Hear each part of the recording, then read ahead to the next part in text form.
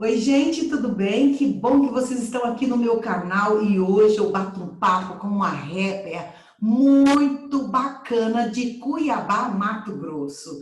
E a gente sabe que nesse período pandêmico a gente precisa empreender conversas significativas. E é isso que a gente está fazendo aqui, buscando conversar com pessoas que tragam muitas significações sobre a nossa vida.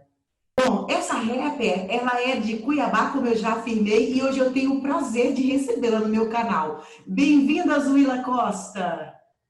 Tamo junto, agradeço o convite, o carinho, axé. Eu, quem fico satisfeitíssima de poder ouvir sua história nesse Papo de Pretas. Me diz uma coisa, quem é essa Hum. mulher com a qual eu converso?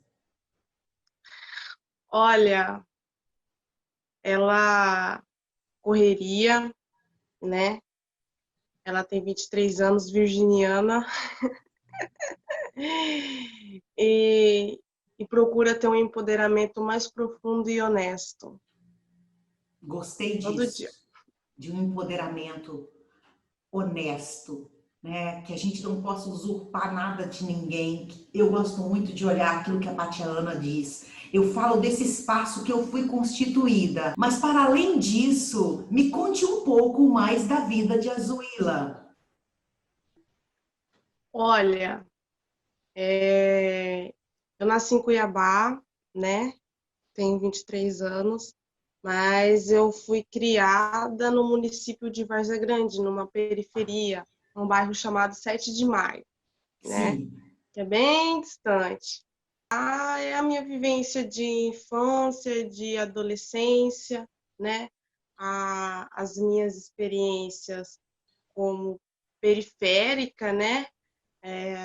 Eu falo a gente porque eu tenho uma irmã gêmeas, né?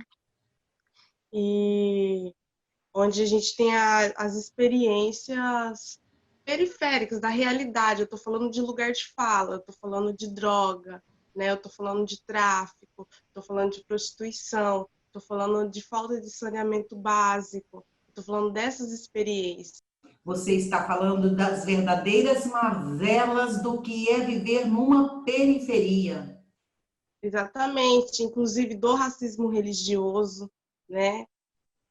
Que existe muito disso aí, inclusive dentro da periferia, né? Então, aí eu cresci ali, né? Eu, com 11 anos de idade, eu começo a fazer esporte para... É como se fosse um gatilho de fuga, sabe? Daquela loucura periférica. Porque tem muita loucura. A realidade, quando eu começo a viver, a ter consciência da realidade periférica, né? Tem um momento que eu vou querer algo que, que, que me tire dali, algo que me propõe alguma fuga, né, naquele momento. E aí eu começo a fazer esporte aos 10 anos de idade, eu fiz ginástica artística, e aí que começa a minha vinda para Cuiabá, sabe? Todos os dias e tal. E aí eu viajo, né? Eu fiz ginástica artística, eu viajo onde eu me dedico ao esporte, né? E aos 14 anos eu saio da ginástica artística, né? Já é porque assim, Elinice, no nosso estado assim, pelo menos no tempo que eu treinei, era muito difícil conseguir apoio para um atleta, principalmente Até daquela hoje é modalidade, não tinha difícil apoio. conseguir. E eu treinava com uma galera que tinha condições, né, de bancar aquele esporte, né? Alguns faziam por hobby, né? Eu já fazia aquilo para me tirar da periferia. A realidade é essa, entendeu? E Mas aí acaba não dando certo, né? E aí eu saio do esporte. Antes de eu começar a ter esse convívio com o esporte, né? Eu já tenho a experiência do irmão, né? Que acaba progredindo, que é portador de uma doença chamada dependência química, né? Que é o CID-10F19. E aí, dentro desse transtorno de comportamento compulsivo obsessivo, ele começa a roubar, né? E aí Nisso ele vai preso e ele morre lá dentro, né? E isso foi a experiência, assim, mais chocante, porque já não tinha uma figura paterna, né? Então, assim, eu transferi toda aquela figura paterna para aquele menino, entendeu? Morreu com 16 anos. E aí é quando eu sinto o sentimento de abandono, porque aí ele já não teve pai, a única figura paterna morre dentro de uma cadeia de menores com 17 facadas, decapitação, choque hemorrágico, né? E aí a minha irmã mais velha, ela se manda para São Paulo, para casa da minha tia, né? A minha mãe, na época, ela fez bariátrica, e na época ela, com depressão, desenvolveu obesidade, né? Minha mãe pesava 150 quilos, e aí eu e meu irmão tinha que cuidar da minha mãe, né? O meu irmão morreu, minha irmã vazou, E você e se ficou. vira, truta, né? E aí é onde a gente tem que cuidar da minha mãe, eu tive que cuidar da minha mãe com as dificuldades e as limitações dela física, né? E aquilo, assim, bagunçou muito a minha cabeça, né, cara? Assim, cara, o que tá acontecendo? Cadê? E eu ia pra igreja e eu comecei, eu lembro do meu questionamento, assim, a minha briga com Deus, né? Porra, Deus, cadê você, cara? O que tá acontecendo? Né? Porque eu começo a me comparar. Aí é a época que eu começo a treinar, que eu começo a migrar para Cuiabá, né? Fazer todo dia esse de Várzea Grande lá da periferia do bairro 7 de Maio até no comitê para treinar. E eu comecei a conhecer outras pessoas, de outras condições, de outras classes. E aí eu começo a me comparar. Por que que é diferente, né, cara? E aí, aonde eu se choco mais aí, onde a minha briga, né, com Deus, ela fica mais intensa. Mais Porque eu começo a me acirrada. comparar, porque que é diferente, né? E eu tinha que ter alguém para ocupar. Dentro da minha cabeça, dentro da minha realidade, entendeu? Porque eu não entendi aquilo. Para mim, estava tudo muito mal explicado, né? E aí, claro que isso reflete lá na frente, né? Isso Com ele vai, certeza. ele se reflete, isso explode de uma outra forma. Porque pela idade, como a gente era muito assim, eu falo de submissão à figura materna, porque minha mãe era muito brava, né? Então não tinha esse lance de explodir. Eu me implodia, né? Eu não falava, eu ficava com aquela coisa. E, enfim, minha irmã volta, casa, né? E ela casa com um cara branco, né? Como diz lá na periferia, o rei do pacote, né? E aí é onde começa a surgir outros tipos de abuso, né? É abuso sexual, inclusive abuso de trabalho, né? E aí eu ficava assim muito conflitava bastante, sabe? Muito Dentro da louco, minha né? cabeça, né? Uhum. E aí, com o passar do tempo, né, cara, eu me recordo de uma campanha que teve na escola, numa campanha que teve na escola, acho que foi sei lá, a escola é uma campanha que teve contra a pedofilia, algo assim, entendeu? Eu esqueci o nome dessa campanha que teve. Aí, e era o seguinte, Nice, a psicóloga lá, né, ela dava uma folha para cada um com uma pergunta, que é se tinha passado algumas, né, alguns tipos de situações e tal, né, de Sim. abuso sexual. Naquele dia, e aquilo já durando uns 3 anos, sabe? Naquele dia, que é onde foi o meu primeiro contato com papel e caneta, eu falo em relação a sentimento, colocar todo o meu sentimento, sabe? Eu coloquei aquilo tudo naquela folha. E aí eu via, eu dava uma olhada assim de lado, os meus colegas já terminavam, já acabavam, e eu já na segunda folha ainda acabava.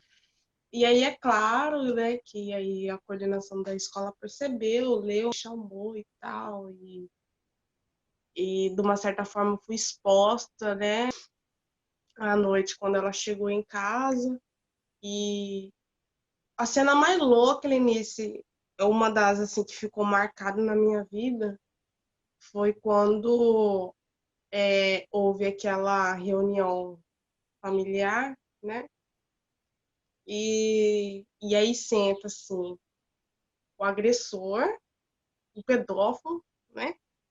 Que se ele fosse de quebrada, com certeza ele não estaria vivo se ele estivesse dentro de uma periferia, né? Eu não estou falando que isso não acontece na periferia, né? Mas existe as próprias leis periféricas, né? Enfim, e aí sendo agressor, a minha irmã, a minha mãe e eu.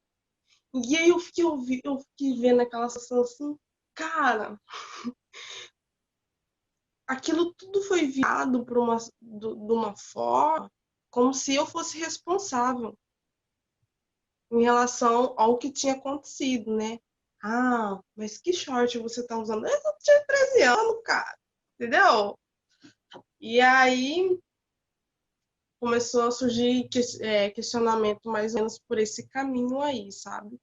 E não deu nada, cara. Não deu nada, porque eu fui vendo é,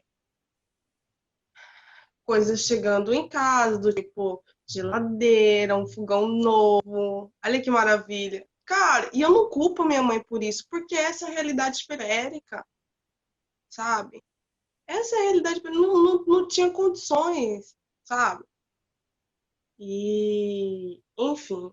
E aí, com o passar do tempo, isso, essa pessoa ela foi afastada, acredito que foi inclusive uma proteção da minha ancestralidade que acabou afastando essa pessoa, sabe?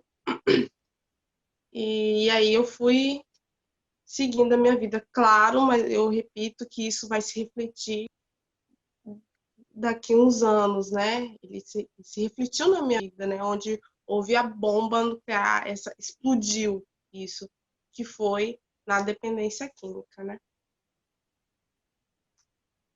E aí você entra na questão da dependência química com que idade? Você se torna dependente química em que idade? Cara, eu comecei a me tornar, porque eu descobri que eu era portadora não tem muito tempo, né? Então, assim, é aquela coisa, né, Lenice? Começa, assim, pelo menos é o que, na minha experiência, né?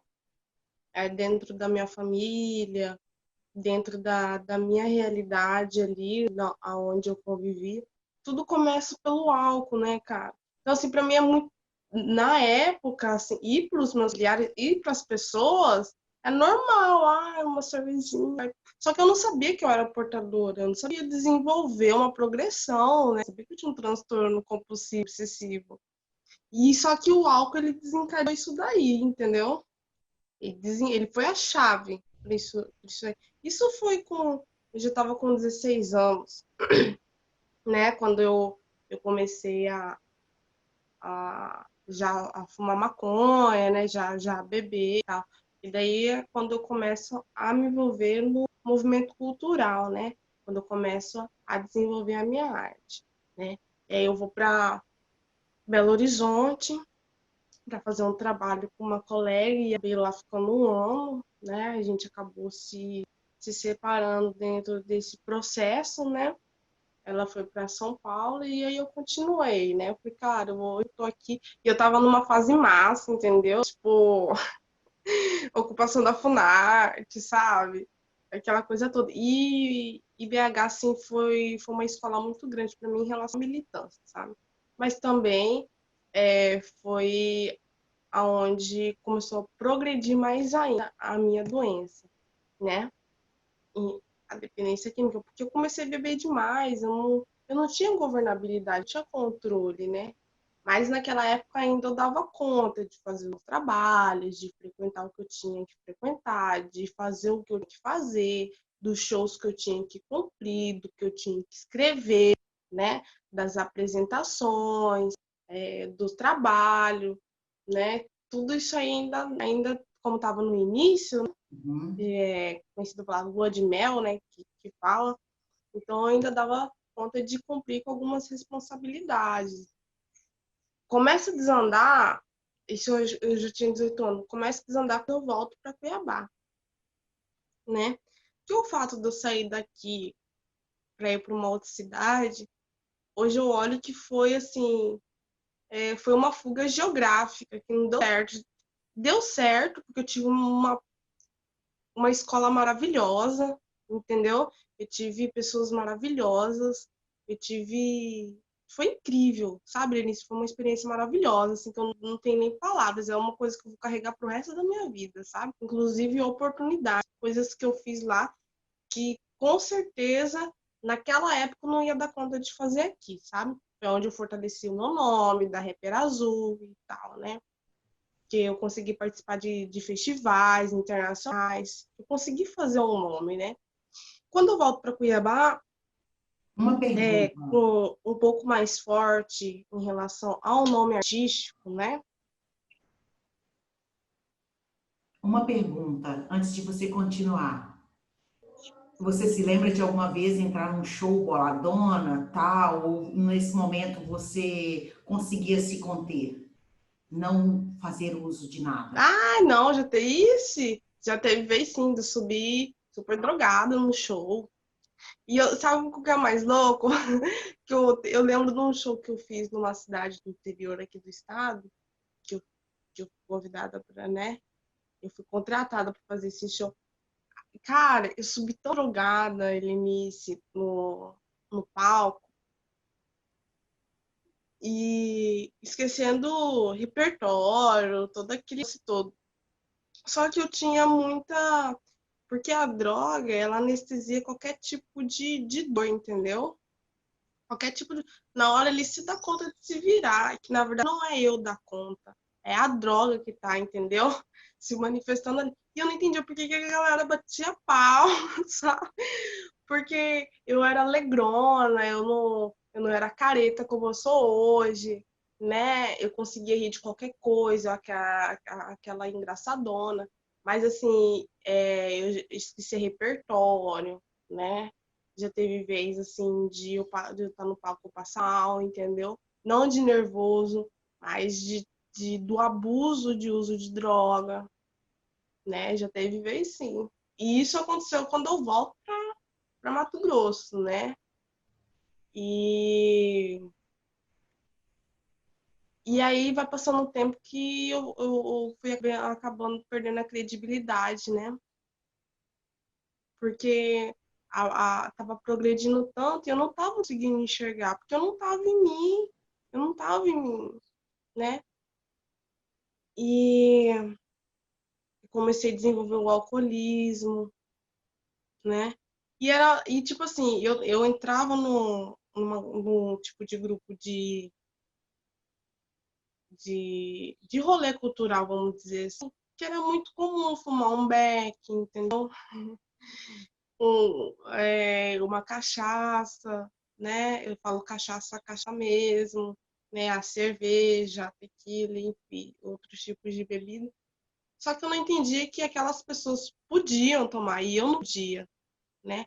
Porque chegava num certo tempo da noite, assim, Denise, que todo mundo ia para sua casa. Acabou, entendeu? Eu não, eu queria ficar, eu queria mais uma, eu queria mais um copo, eu queria mais um gole, eu queria mais um pega, eu queria mais um tiro, eu queria mais alguma coisa. Não saciava, entendeu? Aquela compulsão, sabe? Obsessão. A obsessão é porque eu fico aqui, né? Pensando, a compulsão, eu quero mais, quero mais, mais, quero mais. E E eu não quando você entendia, né? descobre, E aí todo mundo ia para sua casa, estava tudo certo, e eu já ia para outro lugar procurar mais, onde estava aberto. e quando você descobriu que você Cara, foi muito chegou ao louco, porque limite, assim, eu fui convidada, eu já estava no. Teve um tempo que eu já estava assim, desandada, e eu fui convidada para participar de um slam. E aí, do Mano Raul, né? Ele tem um projeto chamado Hip Hop Combate às Drogas. Eu participei do slam, tava muito louca, entendeu? Fiquei em segundo lugar, eu acho, eu nem lembro. E, e aí, o Mano Raul chamou pra cantar no Hip Hop Combate às Drogas. Eu lembro, Elinice, que eu tava numa roda, assim, de alguns rappers, assim, né? E aí, fumando uma maconha com a galera, né, e tal. Ah, e todo mundo falando da sua agenda. Eu falei assim, ó, eu fui convidada aí pra cantar num tal de hip hop combate droga. Aí vão lá, evento. Aí eles olharam assim pra minha cara, sabe? E eu sendo uma maconha assim. Olharam assim pra minha cara, eu sei, hip hop combate às drogas. Eu falei assim, cara, eu vou lá. Então eu achei a ideia bacana, né? Eu vou. E aí eu fui, sabe, participar do. E quando eu cheguei, assim, cara, no camarim, eu vi uns relatos que falando que não nem bebia, nem fumava, nem nada. Eu achei aquilo muito cabuloso. Eu falei, cara, é muito esquisito que rapper que não fuma, né? Isso aqui tá muito estranho. E aí eu fiquei com aquilo. Eu vim na casa do Mano Raul, na casa da Luciene, buscar meu cachê depois de um período. Eu não lembro o dia, quanto tempo foi, sabe? E aí eu comecei a trocar umas ideias e tal. Aí tem um texto, acho que tá até disponível, chamado Quem São os Nós, né? E eu peguei uns panfletos que tinha. Eu li, eu fiquei mal. Nisso, a partir daquele dia, eu nunca mais usei droga. Aquilo ficou na minha cabeça, sabe? Aquilo ficou na minha cabeça porque eu já tinha tentado suicídio já, né? Já vinha de um histórico que já tinha tentado suicídio. Uma vontade de morrer, sabe? De não viver mais. Mas é aquela frustração, porque já não tinha mais a coragem, né? Eu me senti como, cara, um conflito muito louco.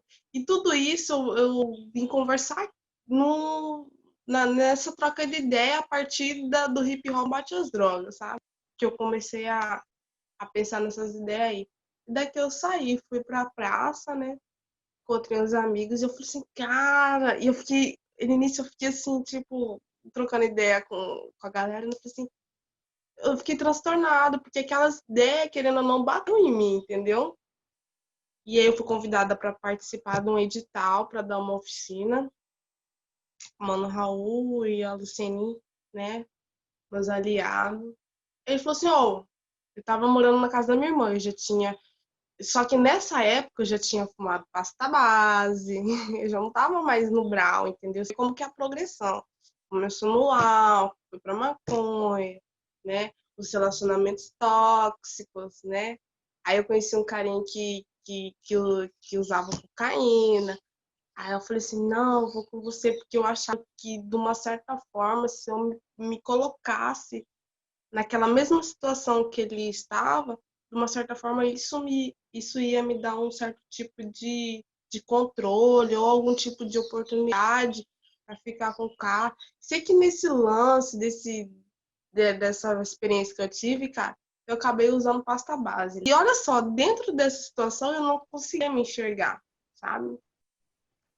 Aí ele foi lá para me convidar a participar desse edital. Ele falou assim, vamos ali, uma reunião, está de boa e tal, né? E é onde eu conheço é, uma irmandade, né? Que é anônima, e por ser anônima, vai continuar sendo anônima, né? Eu conheço uma galera e que me ajuda muito, sabe? No dia de hoje, só por hoje. E é onde eu conheço, né? Onde eu começo a trilhar outros caminhos, sabe? Onde eu acho morte. É tudo muito novo, sabe? É como se eu estivesse aprendendo a de novo, a sentir paladar, a aprender a andar, né? A sentir dores, porque tudo isso aí eu anestesiava, entendeu? Até subir num palco hoje é diferente, eu sinto, sabe, a energia do público, né? Os olhares, a onda é outra, né? E claro, é é muito melhor, é maravilhoso o que eu tenho para viver, o que eu estou vivendo.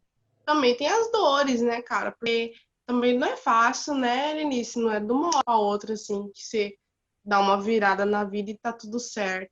Eu sou portadora de uma doença que é progressiva, incurável e fatal. Eu tenho que me cuidar todos os dias, diariamente, me contrariando, sabe?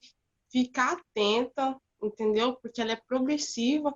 E se eu vacilar, eu morro, porque ela é fatal. Porque ou eu volto lá, entendeu? No fim da fila, eu posso fazer muito pior do que eu já tinha feito, entendeu? Eu posso ter um surto, cara. E é isso aí, essa importância e esse alerta que você traz. Você sempre é atenta a si mesma, né? No sentido dessa consciência que você tem, de que você saiu desse campo, mudou de vida, mas que o tempo inteiro você é rondada por essas coisas. Porque tem gente que acha que sai desse espaço e ele é extremamente blindado. E o alerta que você faz hoje É, aqui é um alerta muito importante para a galera atentar, sair desse espaço e mudar de vida. Há que se dar tempo ao corpo, há que se dar tempo à vida para aprender e uma constante vigilância consigo mesmo. Nossa, essa é uma lição eu maravilhosa. E eu quero que todos aqueles que estão nos assistindo, participando desse canal, que se conhecer alguém ou se estiver atendendo alguém que vivencia essas dificuldades, atente a isso que a Zuíla está nos chamando a atenção, porque é de extrema necessidade. exatamente, né? Cara, é isso daí. Muita gente, só queria fazer uma adendo aqui, porque tive uma galera, assim, do rap, sabe, daqui do estado, que quando eu comecei a cantar no hip hop com as dragas, tirava onda, sabe? E também essa mesma galera não entendeu, não entendia por que que eu fiquei sumida da cena há um ano, sabe?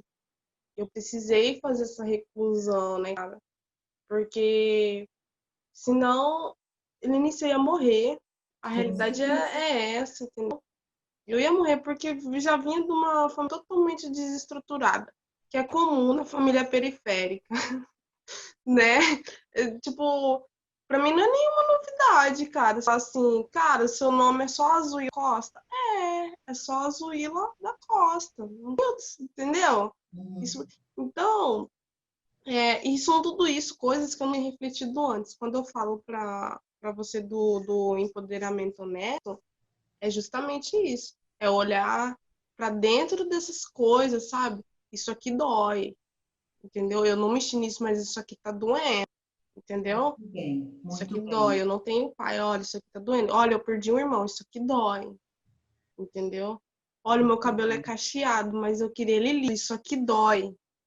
A conversa que você traz aqui, a consciência que você traz de si mesma nesse nosso papo de pretas, puxa, é muito bacana, porque isso serve de exemplo para muita gente. Eu queria te agradecer, eu conversaria muito mais tempo contigo. Essa consciência de você dizer isso dói, porque você já sentiu essa navalha na carne, né? Então, isso é importante para as pessoas entenderem que quando a gente fala dessa perspectiva de uma vivência, é totalmente diferente daquele que não viveu essa situação que a gente já viveu.